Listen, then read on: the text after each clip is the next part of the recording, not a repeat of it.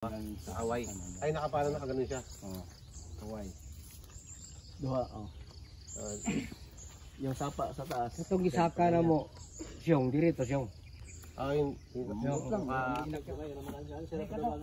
Siyong. Kanabang, ano mo ba? Ay, tawag na. Gahit mo na. Isa sa Diamond Head ba? Ay, wala man. Nanago man. Balong na sana sa Dungpit. Kara. Lalibat na. wala, doon yun, no? Target mo, no? May nabukay dyan, may nabukay. Nagkalot. Yan ay. Yan, no? Dyan lang. Ayan, sir, oh. Ito ko, naka-gold ako kanina, yan, oh. Naka 5,250 Hz frequency. So, may frequency kasi ang gold, no? Ang science tayo. Science tayo, pag-usapan natin yung science, no? Ang gold kasi AU, no? Elements of gold, AU. Puro ka. Ngayon, meron siya tinatawag na frequency. Lahat ng klase ng metal, may frequency yan, no? Parang radioactive ba? Kahit sa radyo, di ba? Oo. May frequency. Parang ganun din ang gold. So, ang taas ng gold is nasa 5,250 Hz.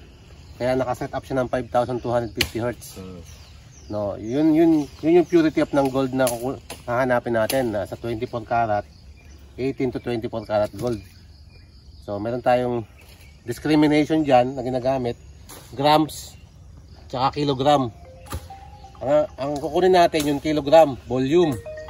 Pag grams, yun yung binagawang bina. Kasi gramo lang yan. So, may discrimination siya. Kaya maganda yung gamit na yan. May pang-discriminate ba? Kung gramo lang, possible decoy.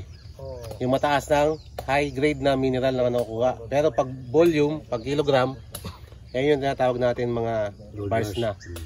So, mabigat na siya. Ibig sabihin, mabigat na ang timbang. No? Kuha tayo sa ano.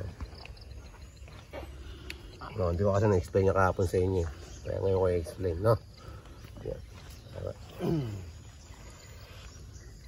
2,100 meters ang layo. Naka 360 degree. Pero ang radius ang radius 2,100 meters radius wide, 360 degree. Pero naka-set up lang siya ng 300 meters.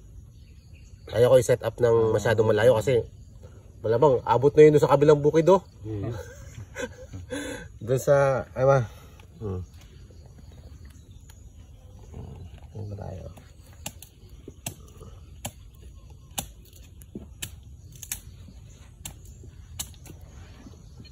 Nagdong ito ako. Ngabas. Napunta. Nakita ko na sa YouTube lang. Haddo kasi sila na nagdong. Gumanon siya. Ano kita na? No? Oo. Nag-letter C. No? Nag-letter ano ba? Ganun, no? Pero mabot na siguro tubig nito. Ibig sabihin? Naisa falls dito. Okay. Badong dako nga falls. Dito may grabe jud dito mga kakuan. No? Dili Artificial. Nag-letter C man. Ganun, no? Ang artificial entrance sa baba. Tawag ito na to. Artificial.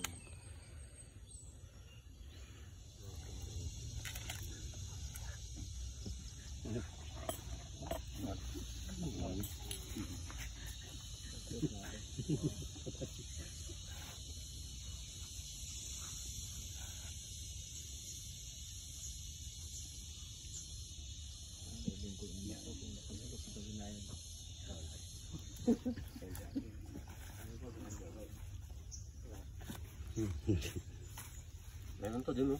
Pero baka ito yung ano natin. Target na. Abot na may 300 meters yan? Abot na? Igo. Tayo kita nagamit na kinime itong sukan. Ya gitu ang nito.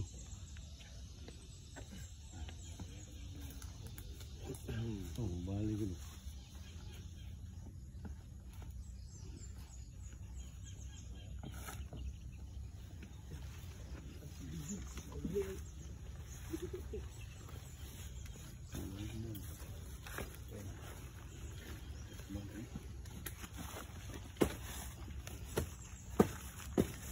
Laglig na.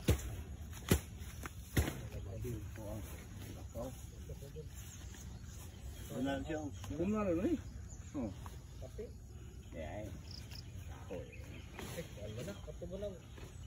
Kalisa ay kamunggayo.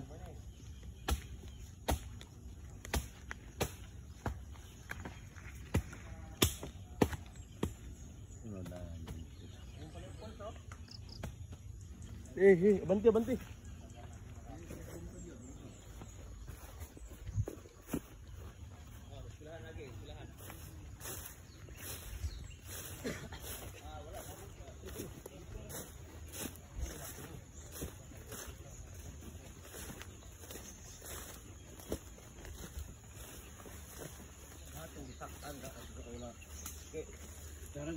Ya, turun mo. Diri. Diri lagi ang kita kong busay, isa gamay na diyan na. Saka. Dala kaya yung creek, no? Ano? Dili wala ni diyan na. Ah, ito na? Ah, ito na yun. Lumipat lang ito. Eh, papatubig lang ni sa basakan. Ito, hindi na iskan to. Dito banda. Wala na gumay dyan. Wala nang tubig yan. Di ba ito malalim ba? Dili ako nga. Okay, ito tayo pabila. May mga bato dyan kitapok ba? Dito. Yeah. Ayan. Tapok lang dyan. Mga bato.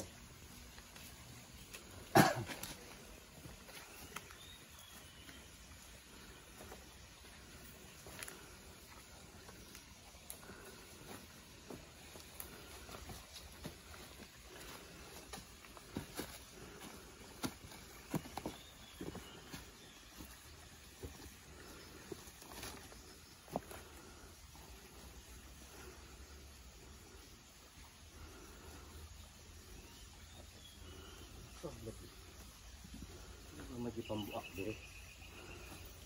Pressure resume. Kaya may pressure dito? Oh, may lalim na ako kayo dyan. Gano'ng kalalim? Uy, yung tungkod, dun sa kalawan na, magaling ay.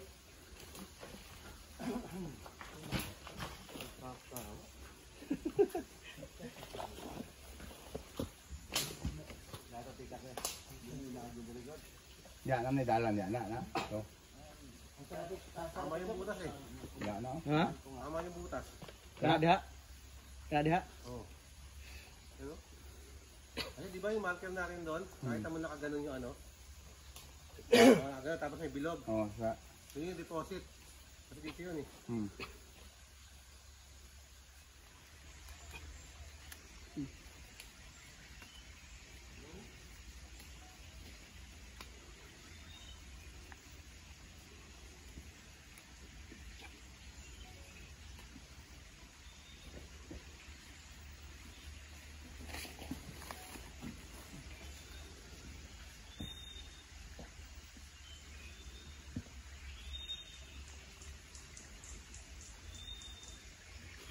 Daghang tubig, no?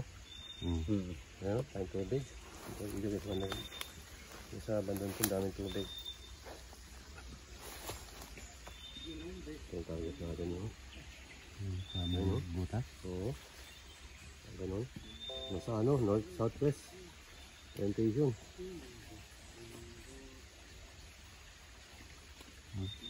Ang laki yan. Ito na. Oh?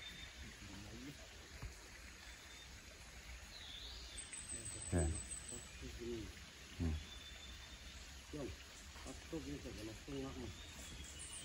Ang tubig gala dito. Pakita mo na.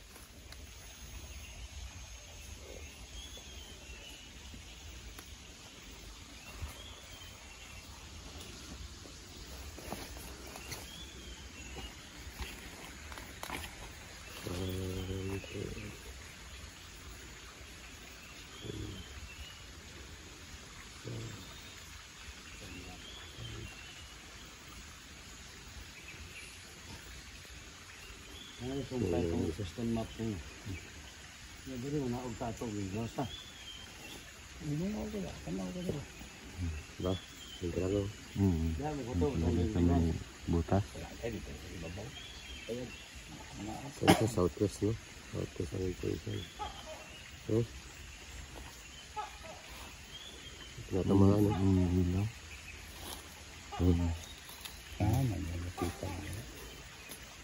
Tinatamaan.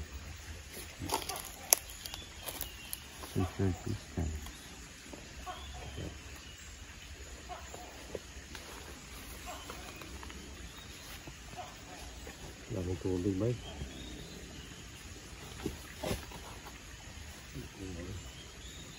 Ang deepness ka. Okay. Ibabaw.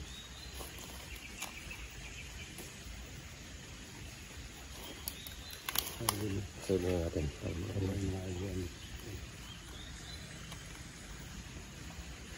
Ang lugar to. Gandaan.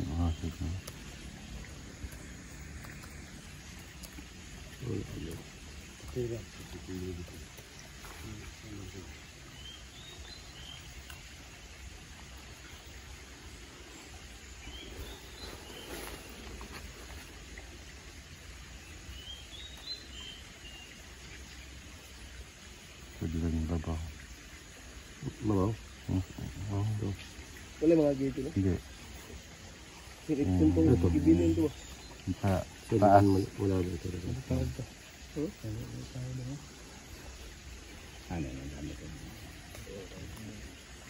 Yung tubig dami. Kabila.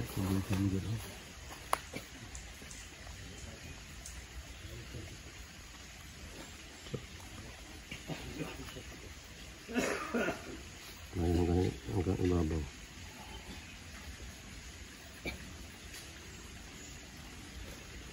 Calculated 19 meters, no? 19 meters.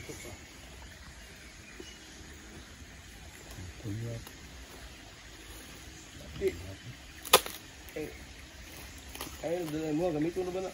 Ha? Gamito na. Ako, Batanga. May 12 mo. Ano kalalim to dati? May 12. 12 meters. 12 meters? May 14. Ano ba siya? 14. 12. 14. Tapos hanggang ang 14 ang depth. Pero mataas ang reading. Nasa 9. Pero pag nasa distance siya, calculated distance, 19. 19 meters. Maximum na. Maximum. Maximum 19 meters. Possible na yung magian sa aton. Along the way. Ang dami, hirap nito. Bato ba to? Madali lang to sa ano, bako. Bako, no? Kailangan bako kayo. Breaker. Oh. Kita ba yung malaki bang deposit? Tubig eh. Ito sir. Hindi ko kasi tubig sa gilid. Dito banda. Daming tubig dito.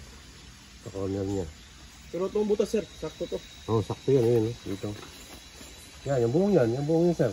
Pag pinalot yan, hindi naman natin ma-marker. Hindi natin mapasok.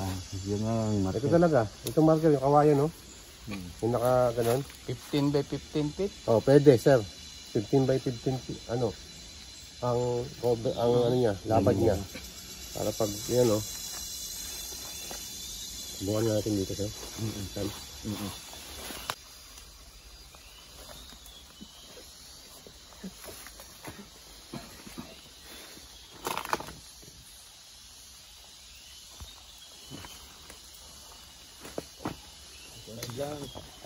Ito ka sir, ikot ka sa akin.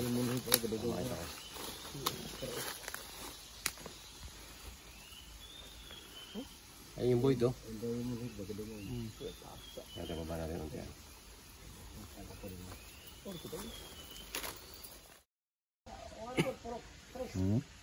Yung ginagamit na helicopter. Mga ganito, yung iba. LiDAR. LiDAR. D1, LiDAR D1. Yung mga drone. LiDAR scanner. Oo, LiDAR scanner. Positive talaga to. Dayon. Yung ano, nagbabago. Hindi siya nagbago. Ano naman? Hindi nagbago. Ang laki, no? Hindi nagbago. Laki yan, laki. Malaki to. Ayun. Kaso, Tubig. may tubig dito sa banda dito. Dagan tubig. Tapos, Diba, pag yung tubig, magagawa ng Pasok paraan sa bako yan. Ay, Pag dadalibate lang ng ano, submersible pump. naglalaro siya sa ano. Ang kuha na lang, ang sabit lang. Metros. Ang witness ba?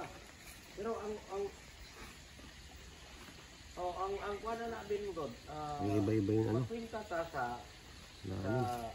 kuhan. Sa kausay ala, siyempre gaya mo na. Pero ang damage bang guspod, oh, Yan din. Taas, no? wala gini bawas lagi siya, pero ang damage bang gud ana port. 3, Ito, ang damage bang pud mo na po. So ana, sa Almost buta na to. Busay. Oh, ay dili ba